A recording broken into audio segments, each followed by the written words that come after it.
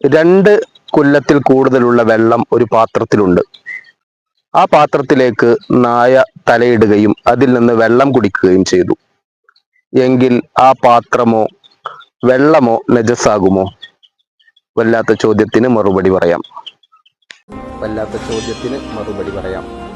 രണ്ട് കൊല്ലത്തിൽ കൂടുതലുള്ള വെള്ളത്തിലേക്ക് നായ വായയിടുകയും നായ വെള്ളം കുടിച്ച കാരണത്താൽ ആ വെള്ളം രണ്ട് കൊല്ലത്തിനേക്കാൾ കുറഞ്ഞിട്ടില്ലെങ്കിൽ ആ വെള്ളമോ പാത്രമോ നജസാവുകയില്ല. അതേസമയം പാത്രത്തിന്റെ വെള്ളം എത്താത്ത ഭാഗത്തേക്ക് നായയുടെ ശരീരഭാഗം ഈർപ്പത്തോട് കൂടെ സ്പർശിച്ചാൽ പാത്രത്തിന്റെ ഈർപ്പമാകട്ടെ നായയുടെ ശരീരത്തിന്റെ ഈർപ്പമാകട്ടെ ആ ഭാഗം നജസാകുന്നതാണ്. ഷർവാനി 1-ാം ഭാഗം 310-ാമത്തെ പേജിൽ നോക്കിയാൽ ഇത് കാണാവുന്നതാണ്. അടുത്ത ചോദ്യവുമായി വീണ്ടും കാണാം.